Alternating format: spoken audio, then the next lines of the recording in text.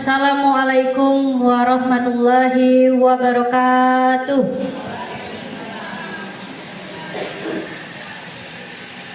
Alhamdulillahirabbil alamin. Assalatu wassalamu ala asyrofil anbiya wal mursalin wa ala alihi wa sahbihi ajmain, amma ba'du. Yang terhormat Bapak Kepala Sekolah SMA Negeri 1 Gunung Megang, yang kami hormati Ibu Fitriani Sarjana Pendidikan, yang kami hormati seluruh guru, Bapak Ibu guru yang hebat yang ada hadir pada pagi hari ini. Baiklah, langsung saja kita memasuki, yaitu dengan yang berjudul Diseminasi Budaya Positif oleh Ibu Fitriani Sarjana Pendidikan CGP Angkatan 10 di SMA Negeri 1 Gunung Megang. Adapun acaranya, yang pertama yaitu pembukaan, yang kedua doa, yang ketiga kata sambutan dari kepala sekolah, yang keempat acara inti, yang terakhir yaitu acara penutup. Baiklah Bapak Ibu hadirin yang kami hormati, kita langsung saja memasuki acara yang pertama, yaitu pembukaan. Sebelum kita membuka acara kita pada pagi hari ini, marilah kita sama-sama mengucapkan lafaz basmalah. Bismillahirrahmanirrahim. Acara selanjutnya yaitu doa. Dengan ini akan disampaikan oleh Bapak Eprianto Sarjana Pendidikan. Kepada Bapak kami persilakan. Assalamualaikum warahmatullahi wabarakatuh. Baiklah Bapak Ibu Dewan Guru, kita bermunajat kepada Allah Subhanahu wa taala.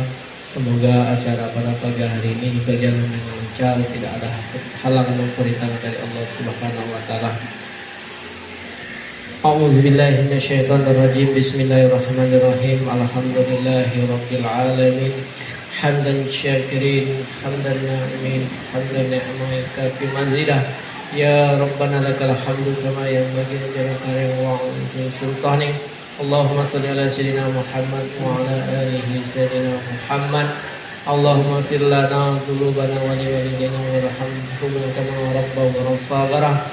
Wal jami'il muslimina wal muslimat wal mu'minina wal mu'minat bi rahmatika ya arhamar rahimin. La ilaha illallah anta subhanaka in kuntu minadh dhalimin. La ilaha illallah anta haqqul mubin. Hasbunallah wa ni'mal wakil, ni'mallahu wa nasir, la haula wa la quwwata illa billahil azim. Ya Allah, Engkau yang Maha Pengasih lagi Maha Penyayang, pada pagi hari ini ya Allah kami berkumpul di luar ini ya Allah dalam rangka yaitu diseminasi modul 14 budaya positif yang dilaksanakan oleh Bapak Ibu guru kami yaitu Bu Fitri Sarjana Pendidikan. Ya Allah ya Rabbana ya Tuhan kami mohon kepada ya Allah, jadikanlah acara ini acara yang berkah, acara yang diberikan nikmat kepada ya Allah, sehingga bisa berjalan dengan lancar sebaik-baiknya dan sampai akhirnya ya Allah jalla wal ikram. Ya Allah ya Rabbana ya Tuhan kami mohon kepada ya Allah, jadikanlah pelajaran yang akan kami petik, yang akan disampaikan oleh Ibu Fit ini menjadi pelajaran yang sangat berguna untuk kami dan untuk masa depan, demi untuk sekolah SMA Negeri 1 Gunung Megang ini ya jalla wal ikram. Rabbana atina fid dunya hasanah wa fil akhirati hasanah wa qina adzabannar wa qina adzabannar wa hil jannata ma'al abrar ya aziz ya ghafar ya rabbal alamin. Wa sallallahu alaihi wasallam Muhammadin nabiyyi wa ala alihi wa sahbihi ajma'in. Subhanaka rabbil izzati amma yasifun. Wassalamu alal mursalin walhamdulillahi rabbil alamin. Assalamualaikum warahmatullahi wabarakatuh. Alhamdulillahirabbil alamin, wassalatu wassalamu ala asrofil anbiya'i wal mursalin wa ala alihi wa sahbihi ajma'in. Allahumma shalli ala sayyidina Muhammad wa ala sayyidina Muhammad wa barik. Yang saya hormati Ibu Fitriani selaku hari ini penyaji namanya ya. Kegiatan diseminasi budaya positif di SMA 1 Gunung Megang. Kemudian yang saya hormati Bapak Ibu peserta yang mengikuti kegiatan diseminasi ini. Untuk itu, alhamdulillah hari ini dapat dilakukan kegiatan ini. Untuk itu marilah kita selalu menjaga puji dan syukur kita Allah SWT, karena kita masih diberikan kesempatan untuk dapat mengikuti berbagai kegiatan praktik baik ini. sehingga nantinya hal ini dapat kita lakukan di kehidupan kita di sekolah ini menjadi suatu budaya yang memang artinya dapat dilaksanakan secara utuh nanti di sekolah. Kemudian salawat dan salam selalu terlimpahkan pada junjungan kita Nabi Agung Nabi besar Muhammadin Sallallahu Alaihi Wasallam, yang insya Allah syafaat beliau akan sampai akan diberikan juga kepada kita dan kepada semua pengikutnya yang dari sana. Bapak Ibu dan saudara sekalian, sehubungan dengan kegiatan sekolah guru penggerak angkatan ke-10, kami diinformasikan Pak hari ini saya mohon izin untuk mengadakan kegiatan diseminasi. Sudah saya katakan untuk hal-hal yang sifatnya positif, baik, apalagi untuk kemajuan bersama, itu saya akan izinkan. Karena kegiatan-kegiatan yang positif seperti ini harus tumbuh memang dari Bapak Ibu semua. Ingin melaksanakan programnya bagaimana di sekolah kita ini. Kalau kita hanya sifatnya diam saja, tidak akan dapat terus berkembang kegiatan ini. Jadi silakan Bapak Ibu adakan ide-ide atau kegiatan-kegiatan atau apa saja yang ingin dilakukan demi untuk kemajuan sekolah kita ini tentunya ke depan. Salah satunya adalah kegiatan diseminasi budaya positif. Budaya positif ini harus dan wajib kita lakukan sebenarnya di sekolah, sehingga anak tidak lagi timbul rasa datang ke sekolah takut. Dia tidak takut lagi ke sekolah karena sudah timbul kesadaran dari dirinya untuk dapat belajar dan berkembang sesuai dengan kemampuannya. Karena di kurikulum Merdeka itulah yang dikehendaki. Jadi kita sekarang ini melihat kemampuan yang ada pada siswa, kemampuan belajar yang ada pada siswa, kita kembangkan dan dia berani terus berkembang sesuai dengan kemampuan tersebut. Jadi bagaimana kita di sini adalah menimbulkan suatu kegiatan ini. Diharapkan setelah angkatan 10 ada angkatan 11, Rombongan Ibu Nopi, sekarang angkatan ke-12. Nah inilah kesempatan kita. Kalau tidak ikut kegiatan ini Bapak Ibu, ya mau bagaimana lagi? Ada yang protes sebenarnya. Sekarang ini guru terkotak-kotak. Ada guru biasa, ada guru penggerak. Ya kita tidak bisa berbuat apa? Kita harus ikut arus. Ya, kalau kita tidak ikut arus, ya kita akan tertinggal Bapak Ibu semua. Ya, atau cari jalan lain bagaimana caranya supaya kita tidak tertinggal. Harus mengadakan inovasi-inovasi seperti kegiatan lain misalnya. Ya, yang tidak bisa ikut dalam kegiatan guru penggerak ataupun juga kegiatan-kegiatan positif lainnya. Banyak jalan sebenarnya kalau Bapak Ibu ingin terus berprestasi, apalagi Bapak Ibu masih muda. Ya, harus semangat, harus berani, jangan takut untuk mencoba. Coba dulu, coba untuk menulis, coba untuk membuat sesuatu. Kalau tidak demikian, jelas tidak akan ada perkembangan. Kita akan seperti ini saja terus, ya, akan tertinggal. Harus cari celah-celah bagaimana caranya supaya kita tidak tertinggal dengan yang lain. Jangan sibuk dengan urusan kita sendiri, sedangkan kita secara kedinasan masih lama, tapi kita tidak bisa buat apa. Ya, itu pesan saya. Jadi setelah ini akan muncul kegiatan-kegiatan lain atau prestasi-prestasi lain dari Bapak Ibu semua, yang tidak hanya cukup kegiatan ini saja. Nanti ini angkatan 10, angkatan 11, 12 nanti satu orang lagi. Kalau bisa saya lebih banyak lagi, dan juga karya-karya yang lain. Silakan Bapak Ibu semua berbuat. Saya tunggukan untuk praktek-praktek baiknya untuk kemajuan kita bersama. Selamat mengikuti kegiatan diseminasi ini, insya Allah nanti berjalan dengan baik. Setelah ini jangan lupa ikuti kegiatan kita yang kemarin sudah terdaftar, itu Social Teacher Fest, itu festival itu. Di situ ada piagamnya nanti, tapi harus ikut berapa hari, 3 hari juga sih. Ya, selama 3 hari itu ada piagamnya. Jangan lupa nanti ngisi absensinya. Ya, kalau ada resume tolong diisi dan sebagainya, itu ada piagam dan itu diamati dan terdaftar di PMM juga. Ya, karena itu langsung termonitor oleh pihak kementerian. Itu saja Bapak Ibu, saya tidak bisa ikut secara terus kegiatan ini, dan akhirnya dengan mengucapkan Bismillahirrahmanirrahim, kegiatan diseminasi budaya positif yang akan disampaikan oleh Ibu Fitriani Sarjana Pendidikan CDP angkatan ke-10 secara resmi saya buka. Saya terima kasih. Wassalamualaikum warahmatullahi wabarakatuh. Waalaikumsalam warahmatullahi wabarakatuh.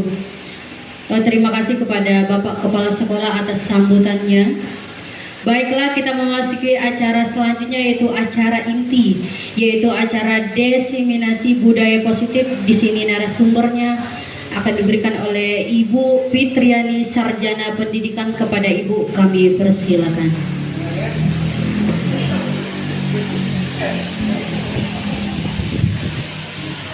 Baik. Assalamualaikum warahmatullahi wabarakatuh, Bapak Ibu.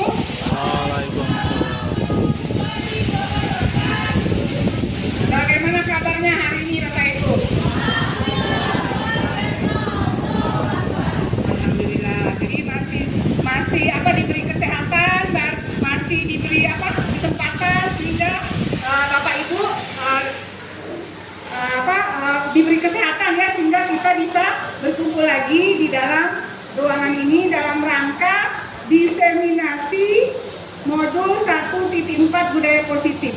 Nah, diseminasi modul 1.4 budaya positif ini, Bapak Ibu, ini merupakan bagian dari tugas saya sebagai calon guru penggerak angkatan 10. Jadi saya sangat berterima kasih atas kehadiran Bapak Ibu yang sudah menyempatkan diri hadir di sini ya.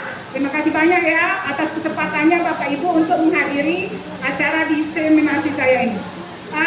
Terlebih dahulu kita ice breaking dulu ya Bapak Ibu, biar semangat ya, semangat 45. Ice breakingnya, dulunya kita kan di SD pernah tepuk pramuka ya, tepuk pramuka. Nah sekarang tepuk kita, tapi saya ganti tepuk 1, 2, 3.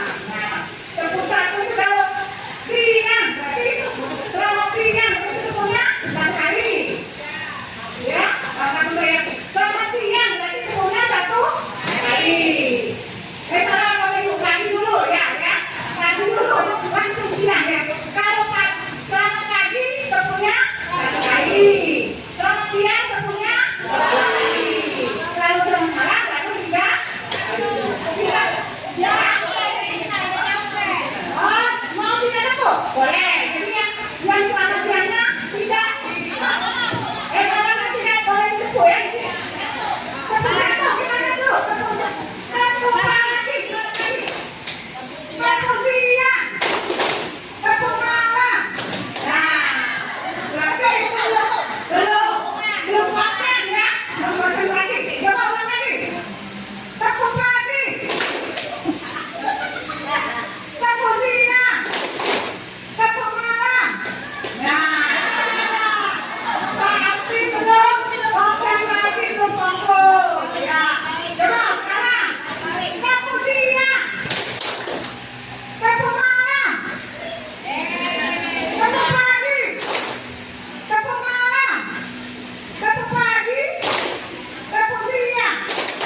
Alhamdulillah ya, semuanya sudah semangat, sudah fokus ya untuk mengikuti acara diseminasi budaya positif ini. Kita mulai ya Bapak Ibu ya. Acara ini ya, menyapa ya. Ya, yang lain masih ada selain itu, berarti pembiasaan 5S ya. Ya, itu sudah menunjukkan budaya positif yang kita terapkan di sekolah kita. Contoh lain masih ada tidak? Selain pembiasaan 5S. Kira-kira? Nah, ya, berdoa sebelum belajar. Tapi itu kita sudah membiasakan untuk beriman ya pada Allah Subhanahu wa taala. Bisa.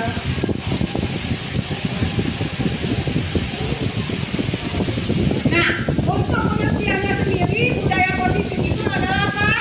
Adalah nilai-nilai atau keyakinan-keyakinan dan kebiasaan-kebiasaan di sekolah yang berpihak pada murid agar mereka dapat berkembang menjadi pribadi yang kritis, penuh hormat dan bertanggung jawab. Itu pengertian dari budaya positif.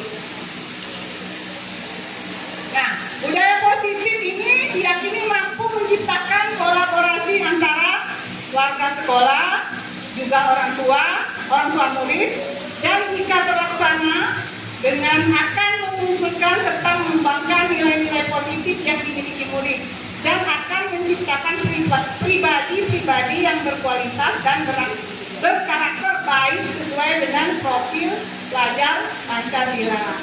Jadi budaya positif itu ada kolaborasinya antara siswa dengan guru, siswa dengan siswa, dan siswa dengan orang tua, ya, ada kolaborasi. Apa yang akan dimiliki oleh murid setelah membudayakan budaya positif? Banyak sekali, ya. Ini berhubungan dengan karakter yang baik sesuai dengan profil pelajar Pancasila. Kalau tadi kata Ibu Lis, pembiasaannya berdoa sebelum dan sesudah belajar, itu berarti masuk ke mana profil pelajarnya? Ya, masuk ke profil pelajar Pancasila kan ada berapa ini? Ada berapa dimensi? Ada 6. Nah, masih ingat ya Bapak Ibu? Yang pertama apa? Karakter profil pelajar Pancasila. Nah, beriman berarti yang diungkapkan oleh Ibu Lis tadi, pembiasaan sebelum dan sesudah belajar, berarti dia masuk ke karakter yang beriman, ya. Jadi ada kaitannya antara penerapan budaya positif dengan karakter yang dimiliki oleh siswa kita, yaitu berkarakter profil pelajar Pancasila. Nah, Bapak Ibu, perubahan paradigma belajar. Di sini konsep ini mengacu pada perubahan cara pandang terhadap cara proses belajar, paradigma belajar yang positif yang mengedepankan pembelajaran yang berpusat pada murid bukan guru. Murid dianggap sebagai subjek yang aktif, sedangkan guru berperan sebagai fasilitator. Jadi perubahan paradigma ini sekarang ini menjadikan murid itu sebagai student center, ya. Kalau dulu yang berpusatnya hanya kepada guru, istilahnya apa? Teacher center. Nah, sekarang ini di kurikulum Merdeka ini kita memusatkan pendidikannya ke siswa, bukannya guru. Guru itu hanya sebagai fasilitator, ya. Nah, Bapak Ibu, dengan perubahan paradigma timbullah namanya teori kontrol. Teori kontrol itu ada yang mengatakan bahwa ilusi guru itu mengontrol murid. Terus ada yang mengatakan bahwa ilusi bahwa kritik dan membuat orang merasa bersalah dapat menguatkan karakter. Terus ada ilusi bahwa semua penguatan positif efektif dan bermanfaat.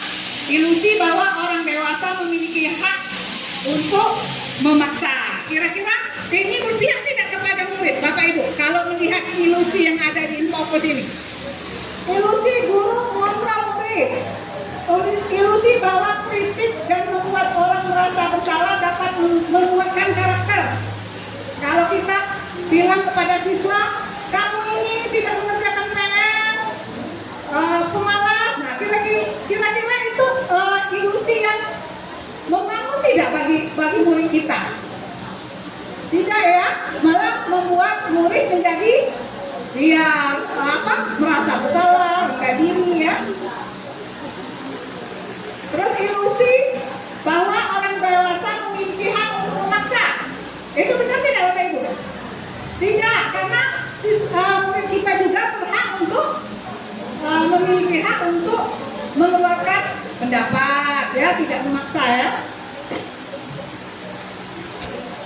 Nah, untuk manfaat dari perubahan paradigma, Bapak Ibu, yang pertama untuk membangun budaya yang positif, sehingga sekolah perlu menyediakan lingkungan yang positif, aman dan nyaman agar murid-murid mampu berpikir, bertindak dan mencipta dengan merdeka, mandiri dan bertanggung jawab. Terus yang kedua, manfaatnya lazimnya disiplin dikaitkan dengan kontrol. Dalam hal ini kontrol dalam menghadapi murid. Nah, Bapak Ibu, sekarang kita masuk ke materi. Jadi di dalam budaya positif ini, ruang lingkup yang akan kita bahas, Bapak Ibu, ada 6. Yang pertama, disiplin positif dan nilai-nilai kebajikan universal. Yang kedua, motivasi perilaku manusia. Ada teori motivasi, hukuman, penghargaan, dan restitusi. Yang ketiga, kebutuhan dasar manusia. yang keempat keyakinan kelas, yang kelima posisi kontrol dulu, dan yang keenam segitiga restitusi. Ini akan kita bahas secara berurutan ya.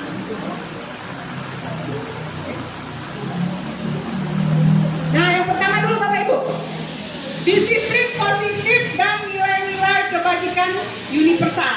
Jadi nilai-nilai kebajikan universal itu adalah sifat-sifat positif manusia yang merupakan tujuan mulia yang ingin dicapai setiap individu. Jadi menurut Dr. William Glaser pada teori kontrol menyatakan bahwa setiap perbuatan memiliki suatu tujuan. Sedangkan menurut Diane Gozer mengemukakan bahwa dengan mengkaitkan nilai kebajikan yang diyakini seseorang, maka motivasi intrinsiknya akan terbangun, sehingga menggerakkan motivasi dari dalam untuk dapat mencapai tujuan mulia yang diinginkan. Sehingga ke akhirnya nanti nilai-nilai kebajikan itu dicapai dengan penerapan profil pelajar Pancasila. Nah, tadi sudah dari awal sudah kita singgung bahwa yang namanya profil pelajar Pancasila itu ada berapa dimensi? Bapak Ibu? Profil pelajar Pancasila. Tadi dari awal kita sudah singgung tadi ada 7 ya? 6. 6. Tadi sudah disebutkan oleh Bu Erika, ada yang namanya beriman, bertakwa kepada Tuhan Yang Maha Esa, berakhlak mulia. Terus yang kedua, mandiri. Yang ketiga, bernalar kritis, kebenekaan global, gotong royong, dan kreatif. Apa saja nilai-nilai kebajikan yang di antara 6 ya? 6 dimensi tersebut. Nilai-nilai kebajikan yang bisa diambil di antaranya keadilan, terus apa lagi? Keselamatan, tanggung jawab, kejujuran, rasa syukur, berprinsip, integritas, kasih sayang, rajin, berkomitmen, percaya diri, kesabaran, dan keamanan. Nah, dari budaya positif itulah nanti kita hubungkan dengan nilai-nilai kebajikan. Nah, sekarang yang kedua, teori motivasi hukuman penghargaan motivasi internal. Jika kita tidak memiliki motivasi internal, maka kita memerlukan pihak lain untuk mendisiplinkan diri. Sekarang saya tanya dulu Bapak Ibu, kira-kira motivasi internal itu yang bagaimana? Di sini kan ada kata-kata disiplin, yang dimaksud adalah disiplin diri. Jadi disiplin diri itu adalah disiplin yang memiliki motivasi internal. Yang bagaimana motivasi internal itu Bapak Ibu? Motivasi yang ada dari dalam diri kita sendiri. Tapi kalau motivasi dari misalnya dari orang tua, dari teman, dari pimpinan kita, itu namanya motivasi eksternal. Nah, kita bahas di sini ya Bapak Ibu. Nah, yang mana itu teori motivasi itu ada 3 ya. Jadi yang pertama itu apa? Untuk menghindari ketidaknyamanan atau hukuman. Apa yang akan terjadi apabila saya tidak melakukannya? Ini termasuk motivasi eksternal. Contohnya apa? Misalnya, siswa kita datang ke sekolah. Kalau menurut peraturan datangnya jam berapa? 7.15. Ada mungkin dari dalam diri siswa kita datang pagi tersebut karena menghindari apa? Menghindari supaya tidak dihukum oleh guru piket dan waka kesiswaan. Nah, itu berarti motivasi dari anak didik kita itu termasuk kan motivasi eksternal dari luar, karena menghindari hukuman atau ketidaknyamanan. Terus motivasi yang kedua apa? Untuk mendapatkan imbalan dari orang lain atau institusi. Apa yang akan saya dapatkan apabila saya melakukan? Ini juga masuk ke motivasi eksternal. Contohnya apa kira-kira? Kalau motivasi untuk mendapatkan imbalan, misalnya apa? Nah, bisa dari luar. Misalnya ikut, ya, misalnya kata wali kelasnya, anak-anak, siapa yang datangnya terlebih dahulu atau pagi atau tidak pernah terlambat dalam sebulan ini, nanti akan Ibu kasih reward. Reward berupa apa? Bahagia ya, apa uang. Itu termasuk motivasi eksternal. Karena dia termotivasi dari hadiahnya, bukan dari dirinya. Kalau yang tadi hukuman ya, kalau dia datang terlambat dihukum guru piket atau waka kesiswaan. Nah, yang paling bagus itu ya Bapak Ibu, anak didik kita itu harus memiliki motivasi yang ketiga. Apa yang ketiga? Untuk menghargai diri sendiri. Jadi saya akan menjadi orang yang seperti apabila saya melakukan. Itu dimaksud dengan motivasi internal. Jadi dia tidak dia datang pagi itu bukan karena takut hukuman atau dia rajin piket di kelas, tidak mengharapkan pujian dari gurunya atau walinya. Dia piket, dia datang ke sekolah itu karena murni dari motivasi dirinya. Itu yang paling baik dimiliki oleh siswa kita, motivasi dari dalam diri kita sendiri. Nah, kalau Bapak Ibu kira-kira masuk yang mana ini kalau melaksanakan pekerjaan? Yang mana? Apakah mengharapkan imbalan, takut dihukum oleh kepse? Ya, kita sebagai guru harus memberikan contoh teladan yang baik kepada murid kita. Jadi kita harus memilih yang ketiga ya, untuk menghargai diri sendiri. Jadi kalau kita pergi ke sekolah atau masuk ke ruangan dalam kelas, kita harus lebih awal dulu dibanding dengan siswa kita. Jangan sampai siswa kita sudah di dalam ruangan, sudah siap, kita baru sudah berapa menit jam pembelajaran berlangsung, kita baru masuk ke dalam ruangan. Itu jangan dicontohkan ya. Kita sebagai guru itu harus sebagai suri tauladan ya. Apa kalau menurut semboyan Ki Hajar Dewantara kalau menjadi suri tauladan? Tekuri mendorong ya, memberi contoh. Mana ibu sejarah di sini ya? Ibu. Nah, iya, kan ada 3 ya. Kalau semboyan Ki Hajar. Apa yang pertama, Ibu Nurmala? Ing karso sunto lada. Ing madyo manggun karso. Yang ketiga baru tuturi handayani. Kalau tuturi itu mendorong dari belakang ya. Kalau memberi contoh itu ya, ing marso sunto lada. Ya. Filosofi Ki Hajar Dewantara itu Bapak Ibu sangat bagus sekali ya, kita terapkan sekarang ini ya. Nah, ini perbedaan antara motivasi eksternal tadi dengan motivasi internal. Motivasi eksternal itu murid melakukan kedisiplinan karena takut. Kenapa lagi? Menghindar dari hukuman atau penghargaan. Akan bentuk penghargaan ya. Terus kalau motivasi eksternal, murid melakukan kedisiplinan dikarenakan dasar akan nilai-nilai kebajikan dalam dirinya, menghargai nilai kebajikan diri sendiri. Coba saya tanya dulu, tadi nilai kebajikan ada bertanggung jawab, apalagi kejujuran. Masih ingat Bapak Ibu yang tadi di slide berapa? Nilai-nilai kebajikan, kasih sayang. Kira-kira kalau siswa itu datangnya tepat waktu, nilai kebajikannya apa terkandung di dalam diri siswa tersebut? Bertanggung jawab. Kalau dianya piket sesuai jadwal, bergotong royong, itu masuk nilai kebajikan apa? Apa? Kalau siswanya rajin piket sesuai dengan tugasnya apa? Kedisiplinan. Kalau muridnya misalnya terlihat dompet gurunya di dalam kelas ketinggalan, diambilnya, dikembalikannya lagi kepada gurunya tersebut. Nilai kebajikannya apa? Ya, kejujuran. Nah, itu yang harus kita tanamkan kepada anak didik kita ya Bapak Ibu. Tapi kita tanamkan itu tadi harus dari motivasi dari internal, dari dalam diri.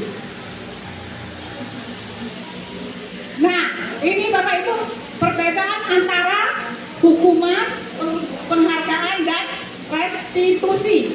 Jadi kalau hukuman itu apa? Adalah cara untuk melakukan pengarahan agar tingkah laku bisa sesuai dengan perilaku secara umum. Hukuman diberikan jika tingkah laku yang tidak diharapkan ditampilkan di depan umum.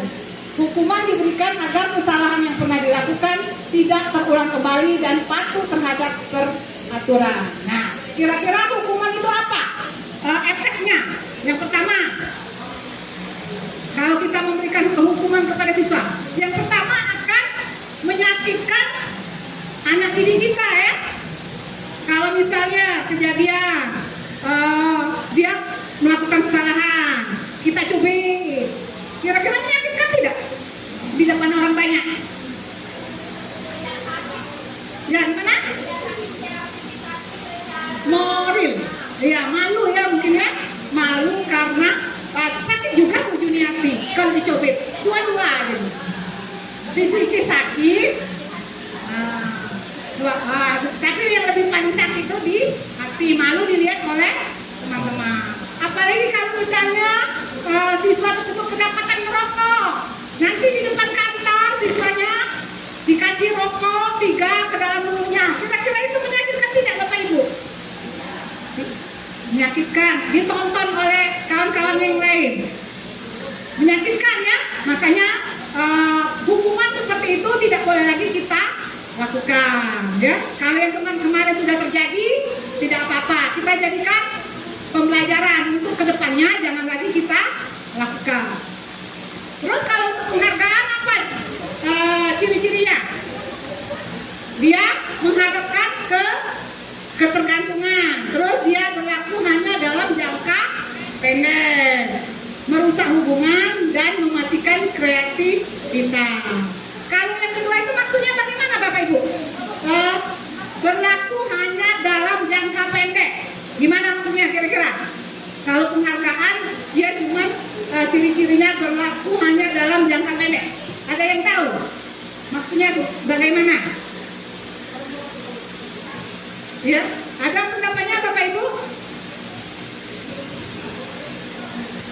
Apa Bu Ani? Kalau misalnya penghargaan itu karena pengharapan itu hanya ciri-cirinya hanya berlaku dalam jangka pendek, tidak jangka panjang.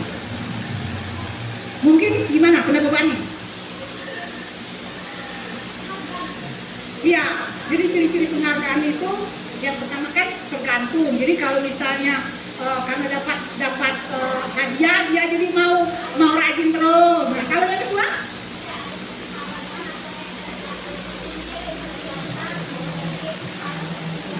Ya, nah ini ciri kedua maksud saya.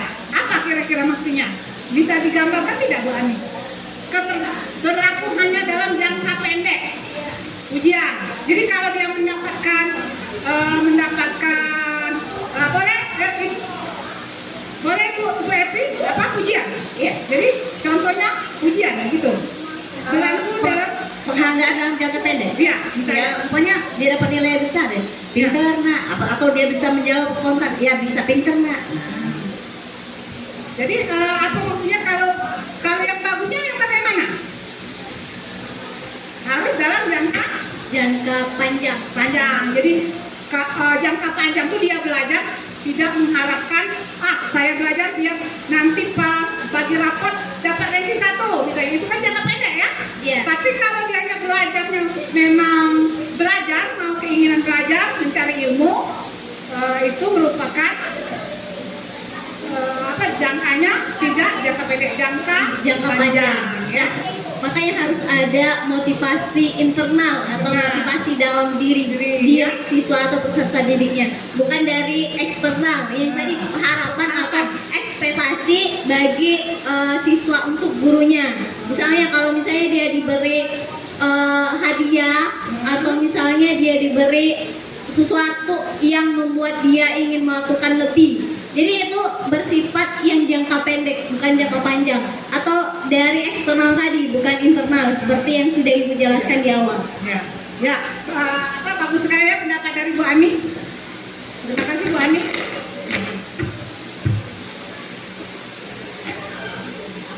Nah, sekarang ada, kalau tadi hukuman, sekarang ada istilah konsekuensi. Konsekuensi itu apa? Perilaku yang berfokus mengajak anak bagaimana bertingkah laku lebih baik untuk kedepannya. Konsekuensinya memberikan pilihan-pilihan jalan keluar pada pelanggan. Misalnya apa contoh konsekuensi ini? Misalnya kira-kira ada yang tahu kira-kira contoh penerapan konsekuensi? Ada pendapatnya Bapak Ibu? Konsekuensi. Kalau tadi kan hukuman itu kalau dia melanggar, misalnya datang terlambat, disuruh membersihkan WC. Ya, kalau konsekuensi yang bagaimana? Misalnya mana Jarika?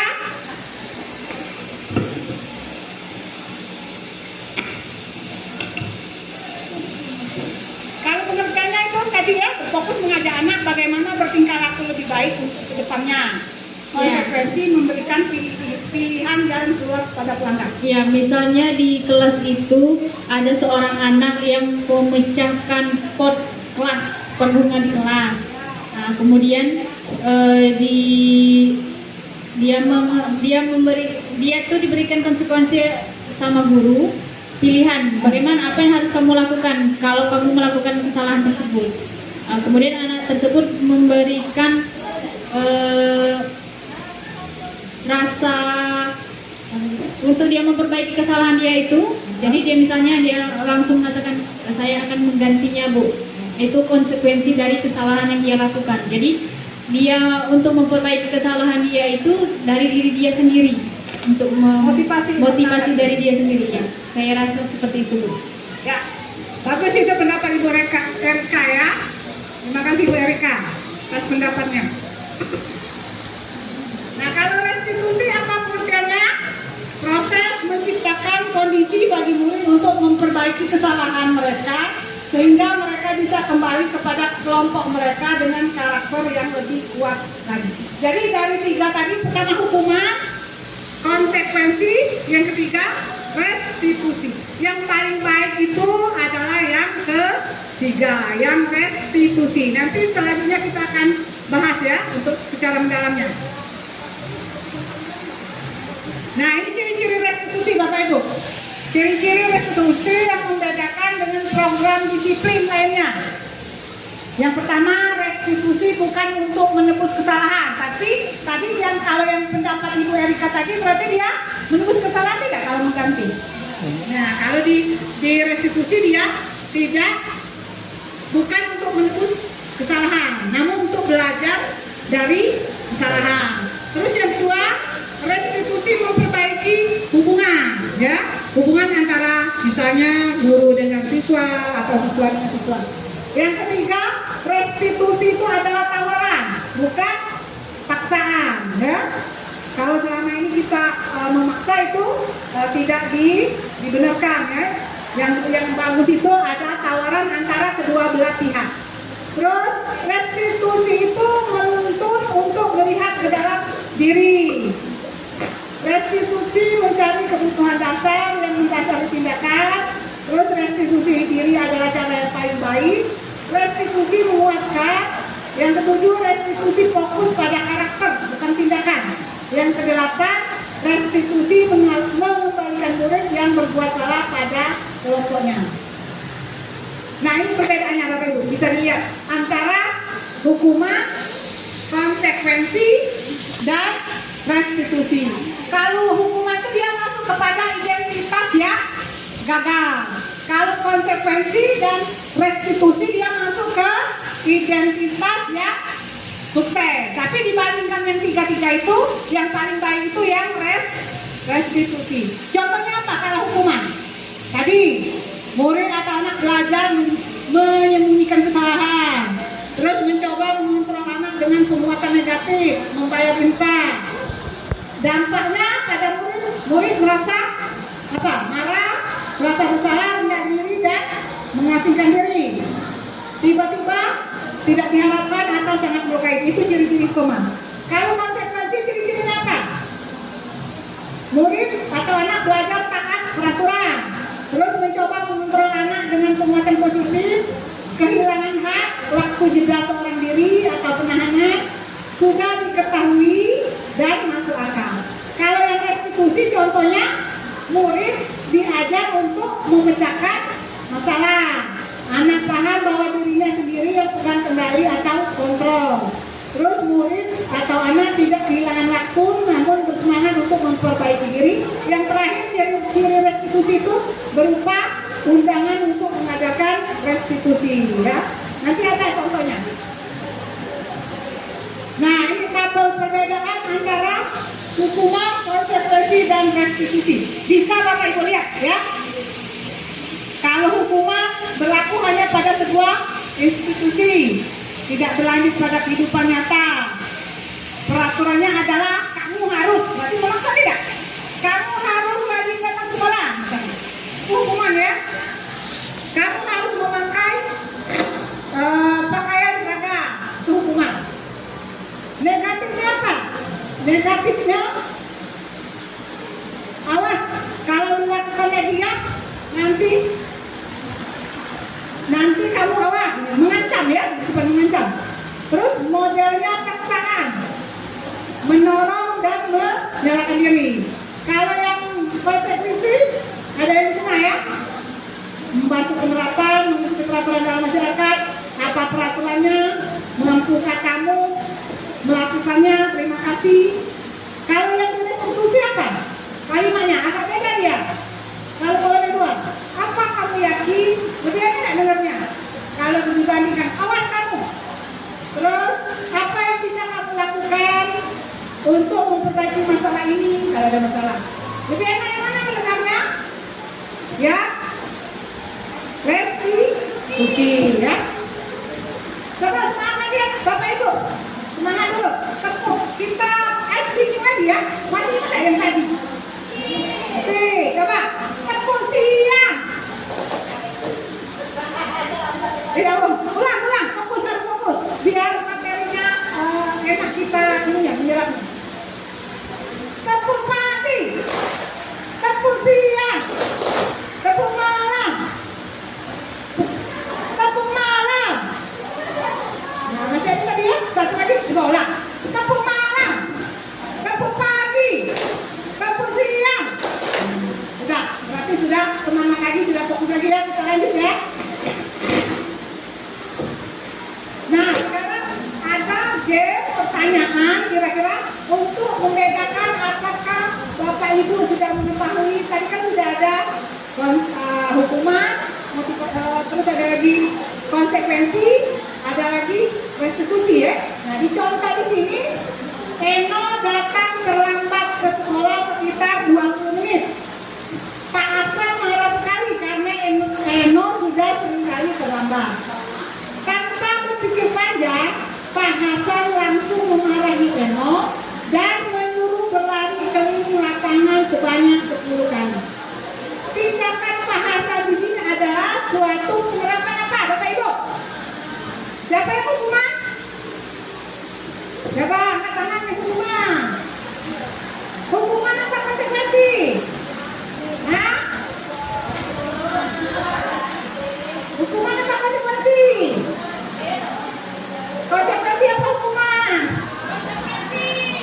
Nah, Ibu Erika menjawab konsekuensi. Ada tidak yang sependapat dengan Ibu Erika? Coba. Ada Ibu Dewi sama Bu Ayu hukuman. Nah, sudah berubah Erika? Hukuman? Apa hukuman semua? Tidak ada yang konsekuensi. Kita lihat jawabannya. Jreng. Ya benar. Ya, berarti Bapak Ibu sudah memahami apa itu namanya hukuman, ya. Lagi ya, game yang kedua ya. Nah, coba Siti Putini. Ibu guru meminta Siti segera membersihkan coretan di buku ini. Tindakan ibu guru tersebut adalah apa? Konsekuensi. Di mana jawabannya? Konsekuensi. Di sebelah sini. Karena ada disebutkan konsekuensi. Kita lihat jawabannya.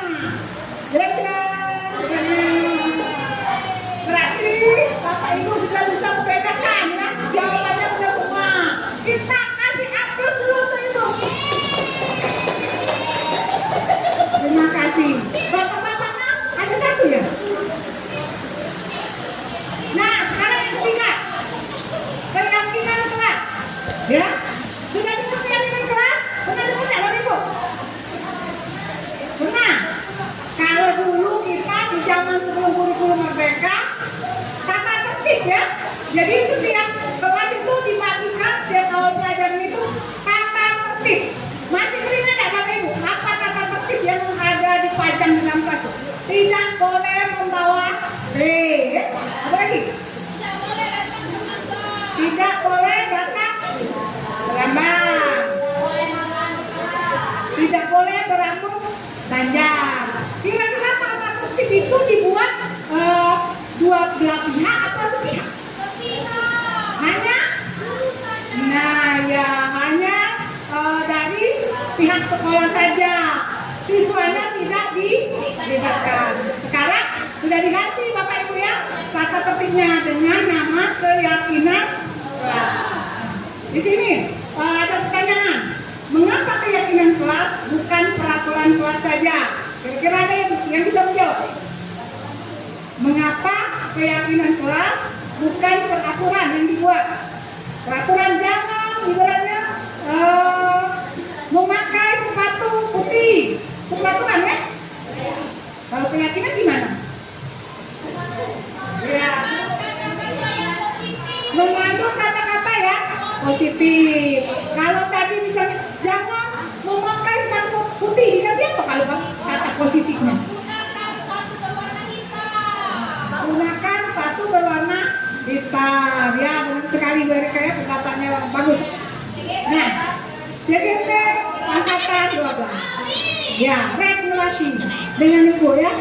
Nah, terus di sini ada kalimat mengapa ada peraturan menggunakan helm bagi pengendara motor? Mengapa? Supaya apa kita menggunakan helm? Keselamatan. Supaya ya konsekuensinya supaya kita aman. Kalau kecelakaan kepala tidak terbentuk.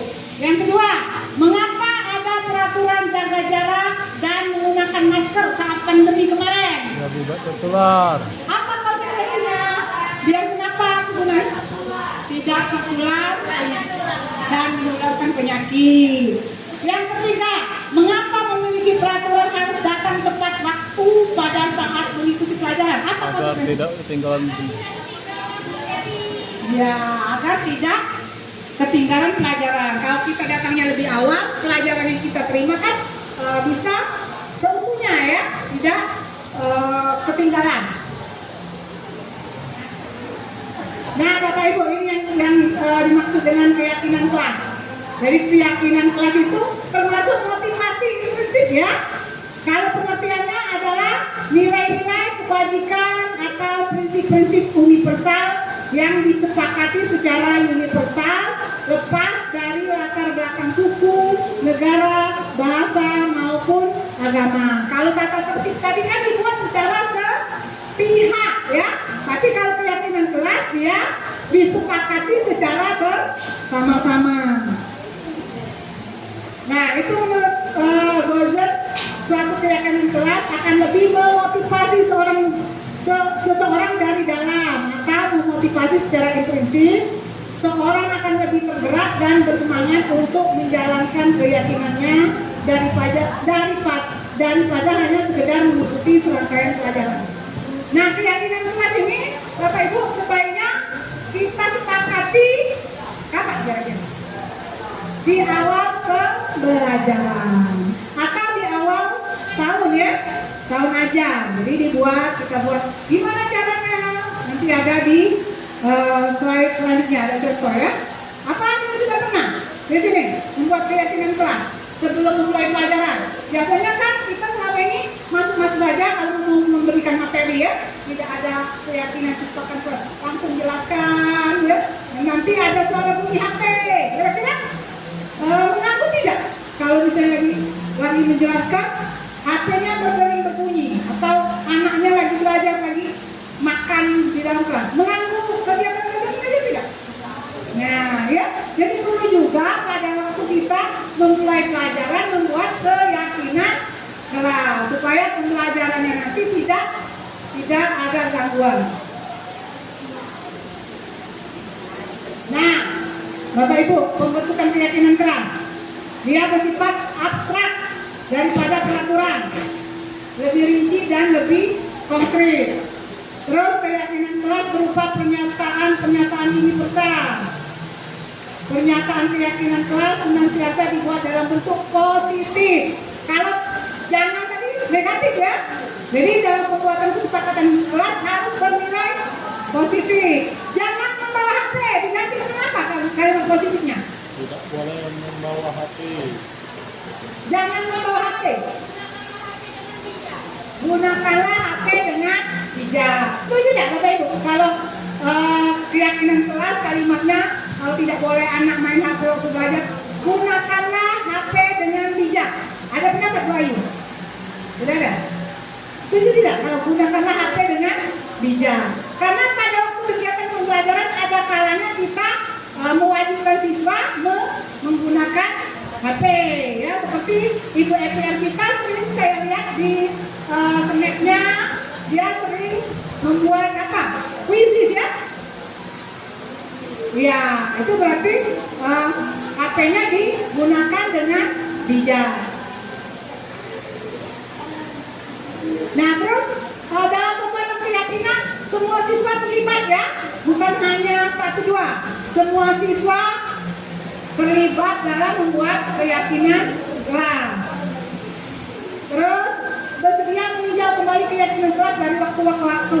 Jadi kalau misalnya isi keyakinan kelasnya sudah tidak update lagi, harus diperbarui lagi ya. Diupdate terus ya dari waktu ke waktu. Nah, ini contoh pembuatan keyakinan kelas.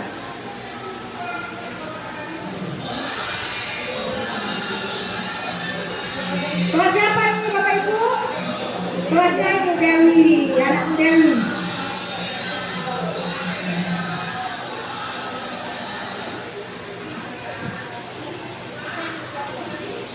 Ini pada waktu mau pembelajaran kimia. Jadi kami sebelum memulai pelajaran membuat dulu keyakinan kelas.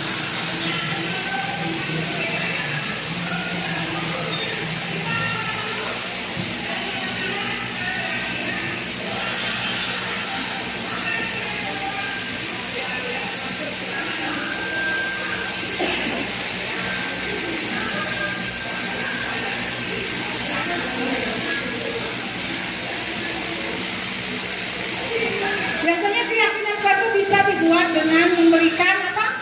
Kertas warna-warna itu sticky note ya. Nah, dia menuliskan pendapatnya di situ. Coba lihat Bapak Ibu. Kebutuhan dasar apa? Tadi ada kebutuhan hidup, kebebasan, kasih cinta dan kasih sayang. Bisa satu lagi apa tadi? Kesenangan. Masuk di mana kalau menurut Bapak Ibu? Contoh ilustrasi di sini. Dia si Doni ngambil makanan temannya. Apa? Kebutuhan hidup, kata Ibu Epi. Yang lain sama. Yang ada 5. Yang pertama kebutuhan hidup, kesenangan, cinta dan kasih sayang, kebebasan dan bisa atau penguasaan. Nah, masuk di mana? Masuk di apa Pak Ayu? Kalau Ibu Epi yang minta kebutuhan hidup. Kita jawab ya. Kalau masih bingung, apa jawabannya yang benar? Nah, dalam kasus Doni di atas, apabila jawaban Doni ketika ditanya oleh Ibu Ambar adalah karena lapar dan orang tuanya tidak membawanya bekal makan siang, maka kebutuhan dasar yang berusaha dipenuhi Doni adalah kebutuhan untuk hidup atau survival ya. Ya, dia Ya makan kan untuk hidup ya, kita makan untuk hidup. Jadi itu kebutuhan yang diperlukan oleh Doni. Nah, ilustrasi yang kedua, kira-kira Doni menjawab bahwa alasannya mengambil bekal temannya karena dia merasa senang temannya jadi memperhatikan dia. Ketika temannya melakukan tindakan itu pada gurunya dan gurunya memberitahu orang tuanya, sehingga orang tuanya jadi memperhatikan dia. Maka kebutuhan dasar yang dipenuhi Doni adalah kebutuhan dasar kasih sayang, dan itu biasanya dari anak-anak yang broken ya. Biasanya anak-anak broken itu kan kurang kasih sayang ya, makanya sering bikin ulah di sekolah. Mereka perlu kasih sayang dan cinta kasih dari orang tua.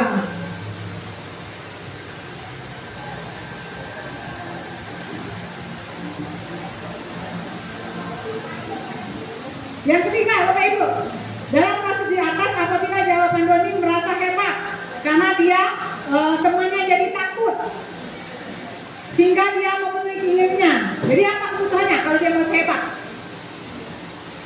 Doni itu merasa melawan, ibaratnya ya, merasa hebat, masuk ke kebutuhan dasar kekuasaan atau bisa tadi, bisa, ya, atau penguasaan bisa lagi ya.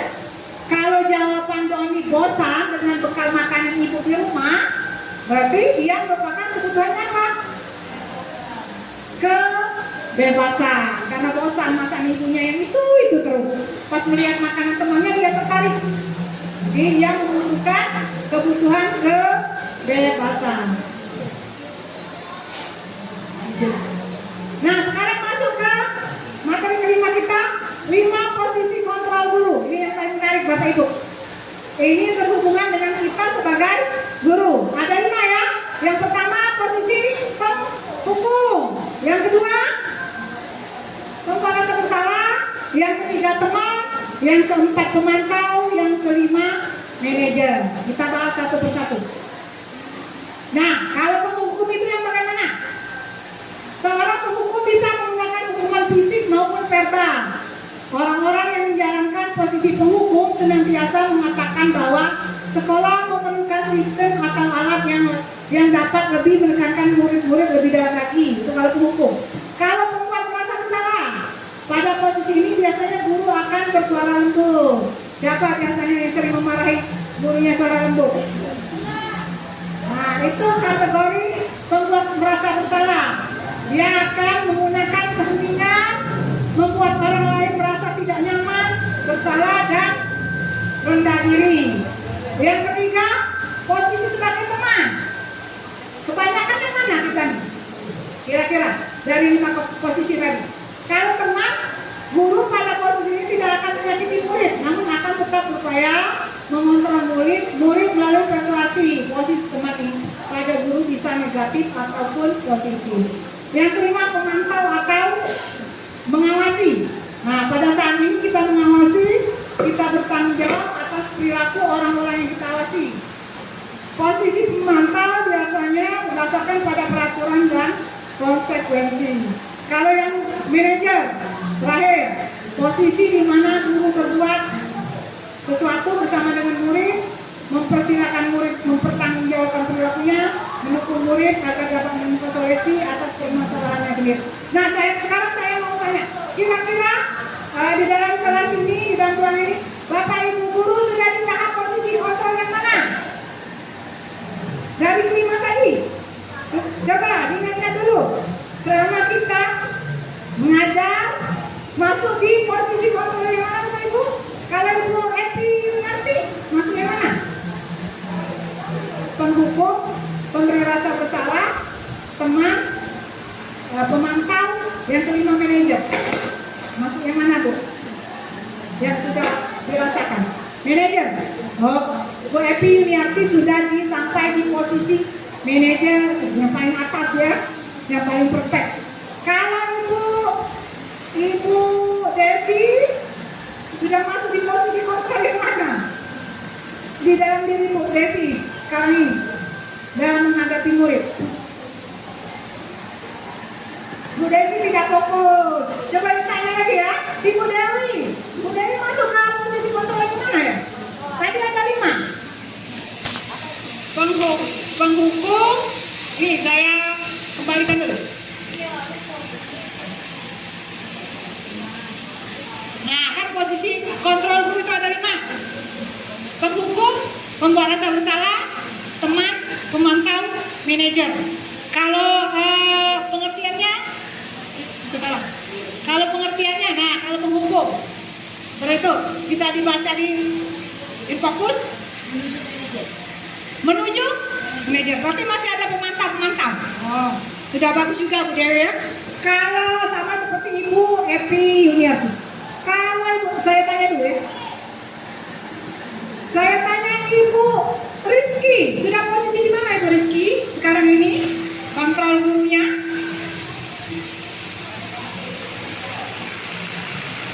Manajer, nah, sudah bagus semua berarti kalau sudah menjadi manajernya. Manajer itu apa di sini?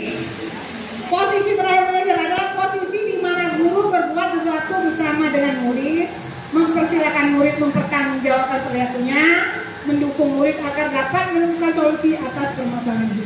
Berarti guru sini sudah dalam tahap manajer. Alhamdulillah ya, manajer itu merupakan posisi yang paling baik dalam kita menghadapi murid. Ya, manajer. Nah, ini contohnya. Kalau mau jelas yang mana teman, yang mana pemantau, yang mana manajer.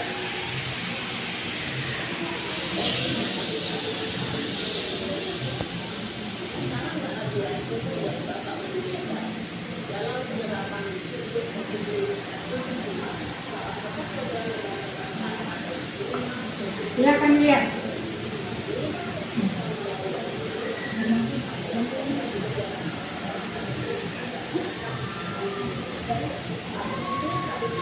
Tidak kedengeran ya? Mic-nya Bu dekat itu.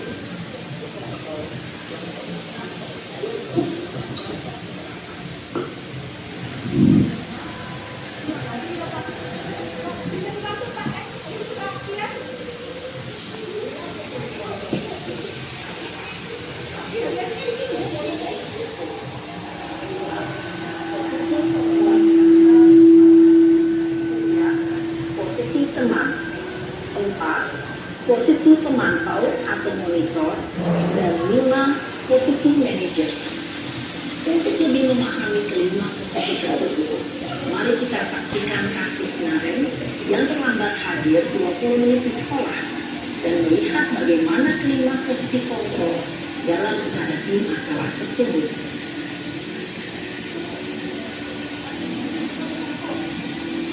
Nah, nanti ini aja Bu ya. Dia bisa saya kirim ya. Ya, nanti aja ya. Karena ada satu macam lagi yang Bu. Nah, segitiga terakhir. Segitiga restitusi. Restitusi itu apa?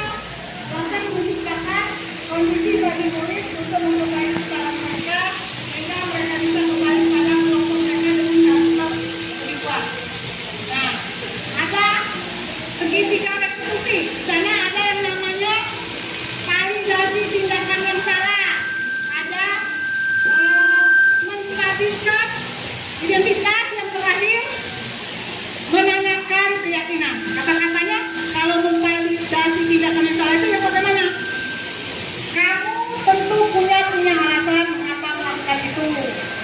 Adakah cara yang lebih efektif untuk mendapatkan apa yang kamu butuhkan? Itu kalau validasi tindakan yang salah. Jadi jangan kalau misalnya siswanya makan di kelas, ya langsung dimarahin.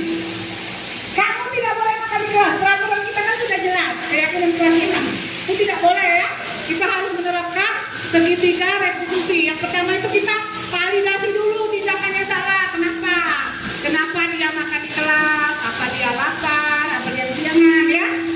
Itu. Yang kedua, menanyakan keyakinan. Bukan, menstabilkan.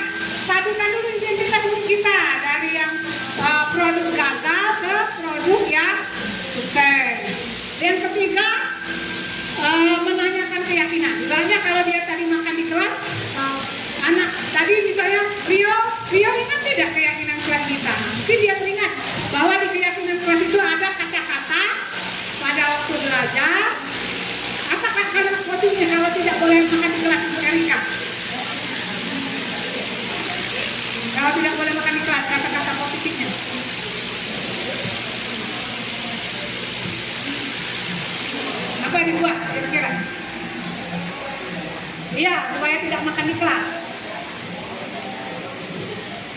keyakinan.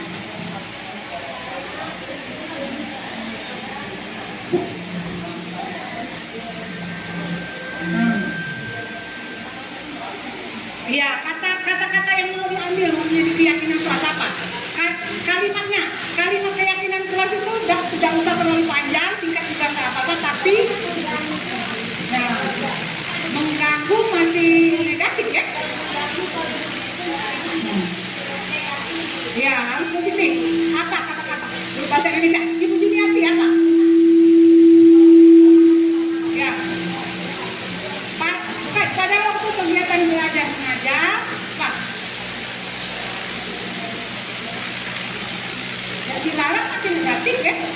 Pokoknya kalau misalnya kita menemukan siswanya lagi makan di kelas, di keyakinan kelas sebelum mulai belajar harus dibuat ya, dibuat. Nah, boleh makan pada waktu istirahat. Nah, pada proses tahap kedua menanyakan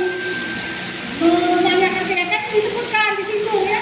Apa keyakinan kelas yang kita buat? Bisa kan? Nanti dia berikan, oh keyakinan kelas kita kan tidak boleh makan pada waktu ini, kan harus sudah jam pelajaran makannya ya.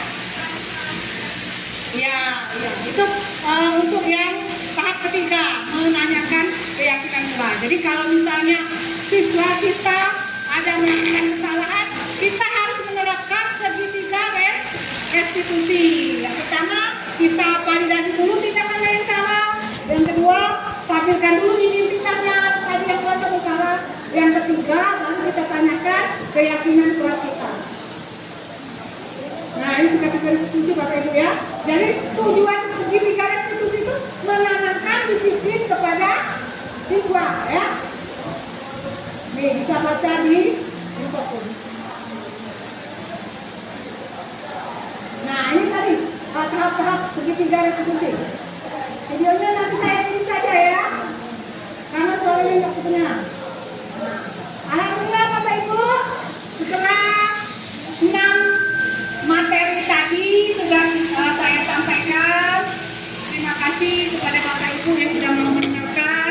Kira-kira apa yang saya paparkan tadi mudah-mudahan bisa kita terapkan untuk kedepannya.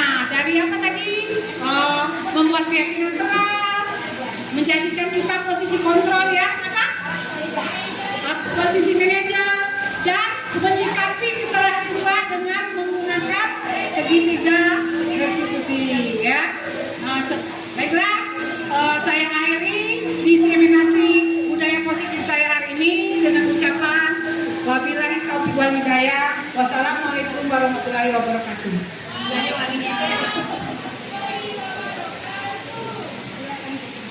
Warahmatullahi wabarakatuh. Baiklah Bapak Ibu hebat, kita memasuki acara yang terakhir yaitu acara penutup.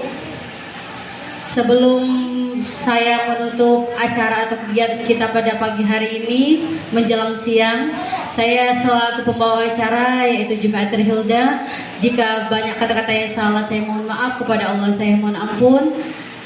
Saya akhiri wabillahi taufiq wal hidayah. Wassalamualaikum warahmatullahi wabarakatuh.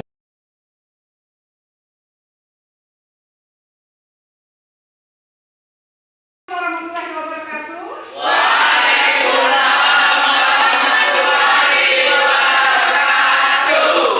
Gimana kabarnya hari ini?